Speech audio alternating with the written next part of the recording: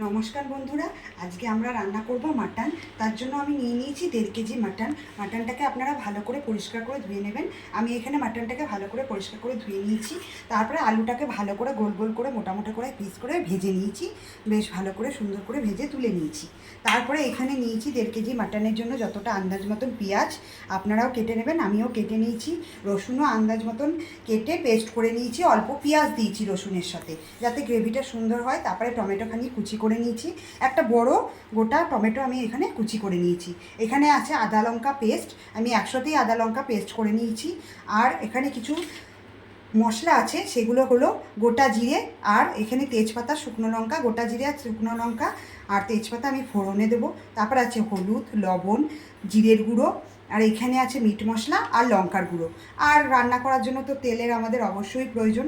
এবার আমরা মাটন রান্না শুরু করব, চলুন বন্ধুরা। এবার মাটন রান্না করার জন্য কড়াইতে তেল দিয়ে দিই। আন্দাজ মতন তেল দেবেন, যে যেমন তেল খান সেই হিসাবে তেল দেবেন। আমরা একটু তেল মশলা বেশি খাই, তাই জন্য একটু তেল মশলা বেশি দিচ্ছি। আপনারা যেমন তেল খান আপনারা সেমন তেল দিয়ে রান্না করবেন। একটু রিচ করে রান্না করলে একটু তেলটা বেশি দেওয়াই ভালো। বন্ধুরা, এবার তাহলে তেলের মধ্যে অল্প জিরে ফোড়ন দিলাম। জিরেটা বেশ ভালো ভাজা ভাজা হয়ে আসবে, তখন আমরা তেজপাতা আর শুকনো লঙ্কাগুলো দিয়ে দেবো। শুকনো লঙ্কাগুলো দিয়ে দিলাম, দিয়ে এবার একটু নাড়বো হালকা করে।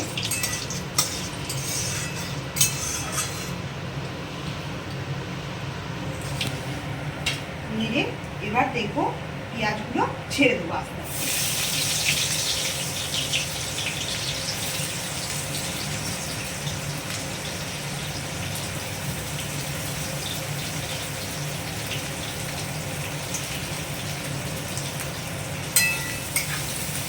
পেঁয়াজগুলো এবার নেড়ে নেব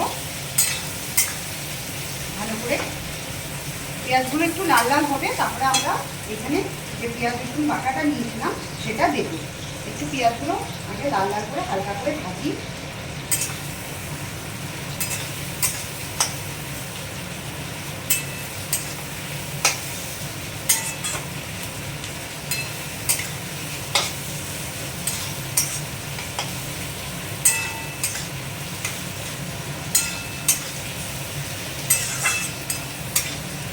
দেখুন বন্ধুরা, পেঁয়াজগুলো কিন্তু লাল লাল হালকা করে ভাজা হয়ে গেছে।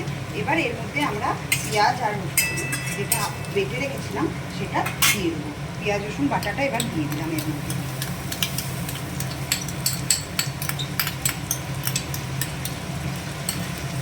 পেঁয়াজ রসুনটা বেটে ভালো করে নেড়ে নেবেন।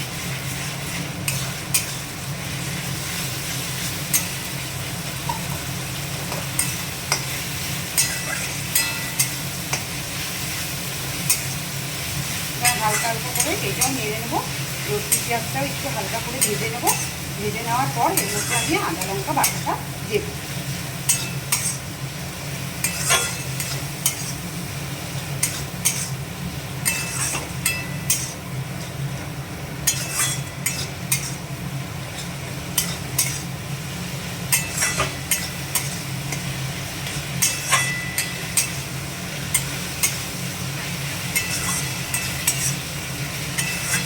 বেশ, চলুন এবার এর মধ্যে আমি আদা লঙ্কা বাটাটা দিয়ে দেবো। এখানে আমি 1 চামচ, 2 চামচ আর 3 চামচ আদা লঙ্কা বাটা দিলাম। আর অল্প করে দিলাম, ওই 4 চামচ মতনই আপনারা দেবেন আদা লঙ্কা বাটা। দিয়ে যেমন ঝাল খাবেন সেই পরিমাণে আপনারা দিয়ে নেবেন আদা লঙ্কা বাটা। এবার আদা লঙ্কা বাটাটা দিয়েও আমি খালি নেড়ে নিই।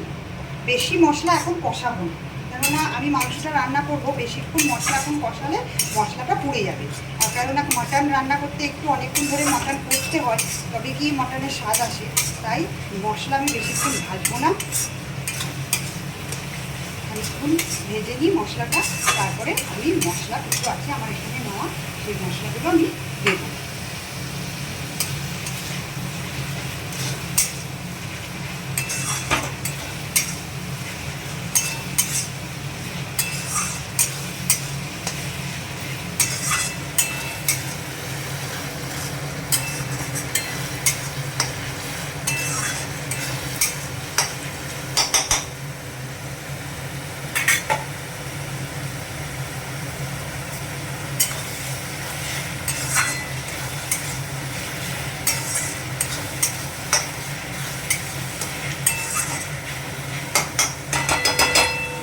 এবার একে একে মশলা, হলুদটা আমি প্রথমে দিয়ে দিচ্ছি।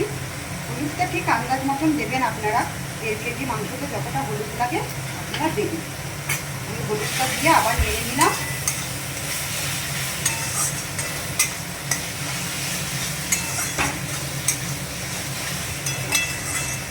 মশলাটার সাথে হলুদটা ভালো করে নেড়ে নিলাম।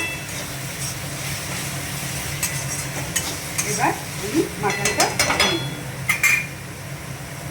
দিয়ে দিচ্ছি।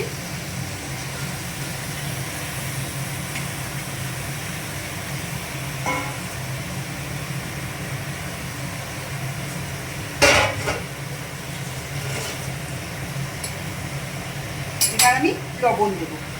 লবণটাও আপনারা স্বাদ মতনই দেবেন, কতটা লবণ লাগবে 1.5 কেজি মাটনে সেই হিসেবে লবণ দেবেন।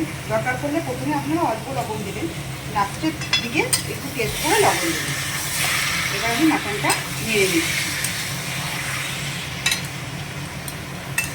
সুন্দর করে মাটনটা এবার নেড়ে নেব। নেড়ে খানিকক্ষণ আমি ঢাকা দিয়ে দেবো।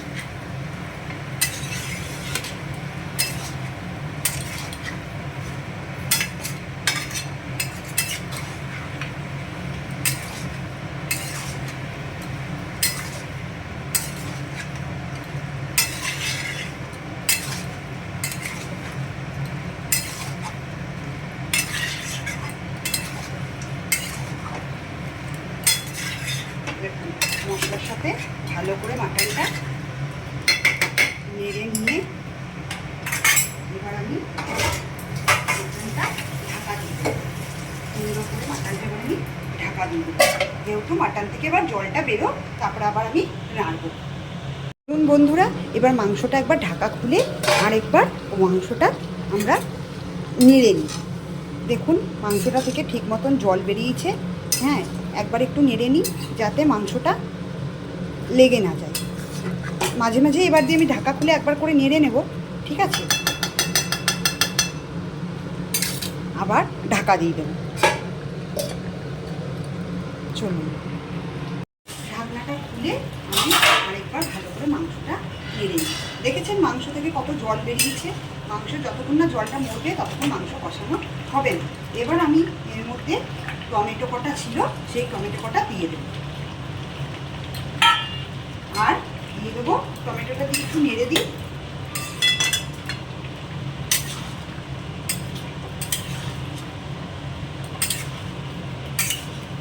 টমেটোটা দিয়ে একটু নেড়ে দিয়ে এবার দিয়ে দেবো আমি এর মধ্যে মশলা, জিরের গুঁড়ো। জিরের গুঁড়ো আমি 1 চামচ আর 2 চামচ দিলাম, আর দেবো না জিরের গুঁড়ো। জিরের গুঁড়োটা আমি একটু দেরি করেই দিই, কারণ জিরের গুঁড়োটা একটু দেরি করে দিই, না হলে তেতো হয়ে যাবে। আগে থেকে জিরের গুঁড়োটা দিলে তেতো হয়ে যাবে, এই জন্য জিরের গুঁড়োটা আমি একটু পরেই দিই, যেহেতু জিরের গুঁড়োটা ভাজাই থাকে। এবার আমি একটু ভালো করে আবার নেড়ে নেব। নেড়ে নিয়ে আবার আমি কিছুক্ষণের জন্য এটা ঢাকা দিয়ে দেবো। যতক্ষণ না আমার এই জলটা মরবে ততক্ষণ কিন্তু আমি মাংসটা কষিয়েই যাব। এবার আমি আবার চলুন ঢাকা দিই। দেখুন বন্ধুরা, মাংসটা বেশ সুন্দর, জলটা অনেকটাই শুকিয়ে এসছে। জলটা শুকিয়ে এসছে তখন আমি এবার লঙ্কার গুঁড়োটা দেবো। তাহলে কি হবে, লঙ্কার গুঁড়োটা পুড়বেও না, আর একটা সুন্দর কালারও আসবে। এবার আমি এইখানে 1 চামচ, 2 চামচ, 3 চামচ লঙ্কার গুঁড়ো দিয়ে দিলাম। লঙ্কার গুঁড়ো দেওয়ার পর আমি আবার এটাকে ভালো করে নেড়ে দেবো।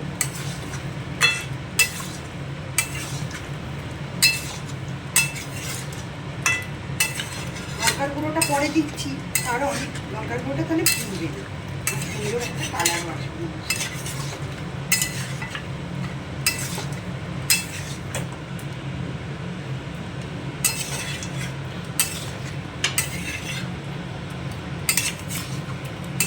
মাংসটা আবার নেড়ে নিচ্ছি। যত মাংস কষবেন না, ততই মাংস খেতে টেস্ট হবে। মাংসের ভিতরে মশলাগুলো সুন্দর ঢুকবে যত আপনারা মাংস কষতে পারবেন।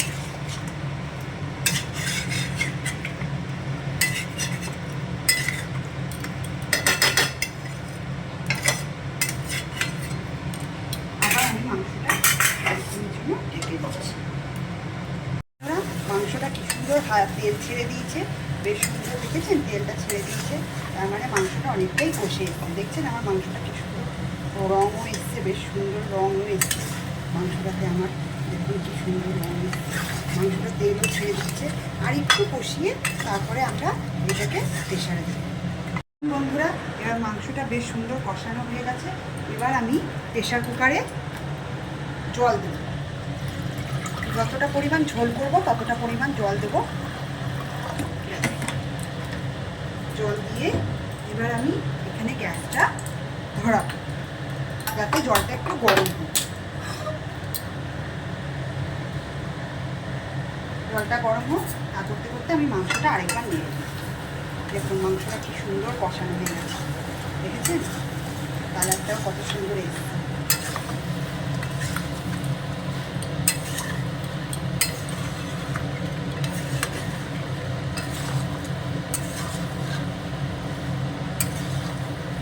অবশ্যই মাংস কষানোর উপরেই মাংস খেতে দিয়েছে। এত সুন্দর করে মাংসটা কষাবেন না, বেশ দারুণ লাগে, মাংসটা দারুণ লাগে। দেখেছেন কি সুন্দর কষিয়েছি। যত ভালো করে কষাবেন তত সুন্দরই মাংস খেতেও টেস্ট হবে। কালারটাও খুব সুন্দর এসছে।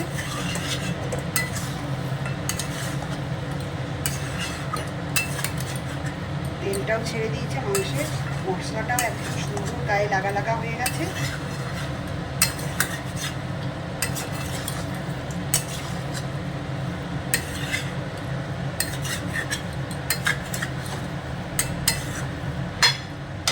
আর আমি ঢাকা দেবো না, এবার জলটা গরম হলেই তখনই আমি মাংসটা প্রেশারে দিই।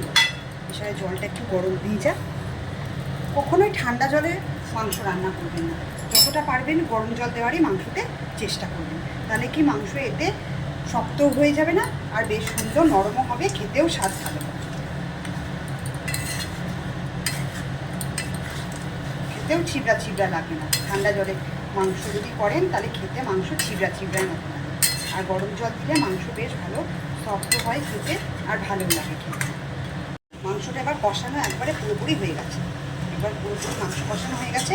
এইদিকে আমার জলও গরম হয়ে গেছে, প্রেশারে জলও ভালো করে ফুটে গেছে। এবার আমি মাংসটা প্রেশারে দিয়ে দেবো। তার আগে এর মধ্যে আমি মিট মশলাটা দিয়ে নেব। 1 চামচ আর 2 চামচ মতন আমি, ওই 2 চামচ 2.5 চামচ মতন আমি মিট মশলা দিয়ে নিলাম। মিট মশলা দিয়ে আরেকবার নেড়ে নেবো ভালো করে, নেড়ে নিই। দেখছেন কত সুন্দর হয়ে গেছে রান্না। মিট মশলা যেহেতু ভাজাই থাকে, তাই বেশিক্ষণ মিট মশলা আমি দিয়ে নাড়ব না। এমনি আমার মাংস রান্না একটু হালকা। এবার আমি গরম মশলা দিয়ে নেব। তার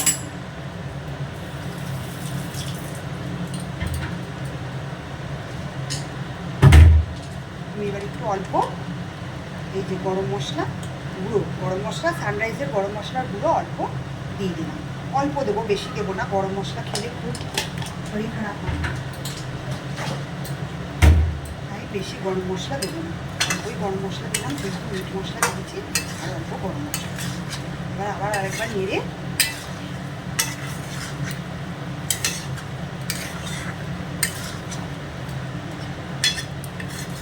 নাড়া হয়ে গেল। আমি মাংসটা প্রেশারে দিই। প্রেশারটা আমি একটু এইদিকে করে নিই। এবার আমি মাংসটা আস্তে আস্তে ধুয়ে প্রেশারে দিতে দিই।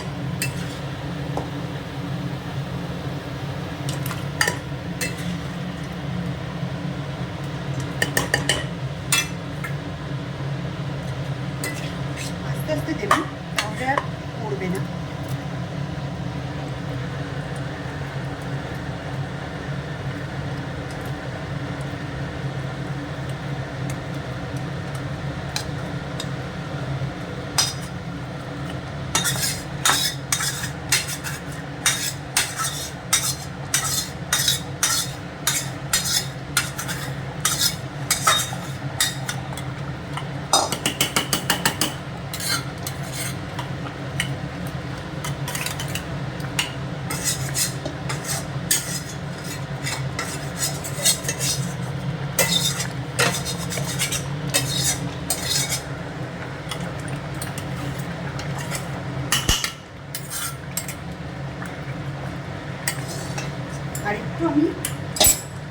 কড়াইটা দিয়ে অল্প জল দিই। আর একটু আমি কড়াইটা ধুয়ে অল্প মতো জল দিই।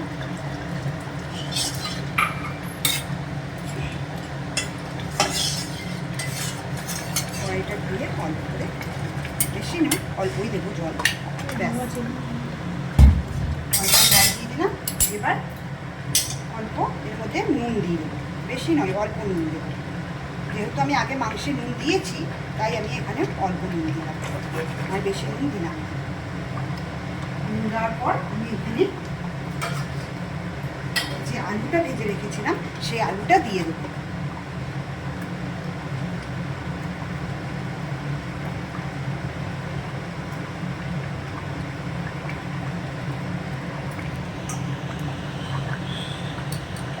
আলুটাও আমি ব্যাস, এবার আমি প্রেশার কুকারে ঢাকনাটা নাড়ি। বেশি না, 1টা থেকে 2টো সিটি পড়লেই মাংস সুন্দর সেদ্ধ হয়ে যাবে। যেহেতু আমি ভালো করে কষিয়েছি তাই জন্য বেশিক্ষণ সিটি পড়ার কোনো দরকার নেই। পড়ে গেল, হ্যাঁ এবার প্রেশারে সিটি পড়ল। দেখুন বন্ধুরা, মাংসটা হয়ে গেছে, আমি কুকার নামিয়ে দিয়েছি। দেখি এবার মাংসটা, দেখুন মাংসটা সব সুন্দর আমার হয়ে গেছে, আলুগুলোও বেশ সুন্দর হয়ে গেছে। দেখি এবার মাংসটা কেমন হয়েছে। দেখুন আলুগুলোও কি সুন্দর হয়েছে, আর মাংসটাও আমার দারুণ সেদ্ধ হয়ে গেছে। দেখেছেন কি সুন্দর সেদ্ধ হয়ে গেছে। দেখুন মাংসটা আমার সুন্দর সেদ্ধ হয়ে গেছে। ঝোলটাও দেখুন আমার কত সুন্দর ঝোলটাও হয়েছে। মাংস আমার সুন্দর সেদ্ধ হয়ে সুন্দর আমার সেদ্ধ হয়ে গেছে। মাংসটা দেখাচ্ছি আপনাদেরকে, মাংসটা আমার কেমন সেদ্ধ হয়েছে আমি একটু দেখাই আপনাদেরকে। 1 পিস মাংস, ঝোলটার কালারটা দেখেছেন কি সুন্দর হয়েছে। এবার দেখুন মাংসটা সেদ্ধ, দেখুন একবারে সেদ্ধ হয়ে গেছে আমার মাংস, একবারে সুন্দর আমার মাংস সেদ্ধ হয়ে গেছে। দেখুন হাত দিলেই মাংস খুলে যাবে। বন্ধুরা, আমার মাংস রান্নাটা পছন্দ হলে আপনারাও এই মাংস রান্নাটা করে দেখবেন, খুবই ভালো লাগবে। আর যদি আমার রান্না আপনাদের ভালো লাগে তাহলে প্লিজ একটা সাবস্ক্রাইব করে দেবেন আর বেল আইকনটা একবার টিপে দেবেন।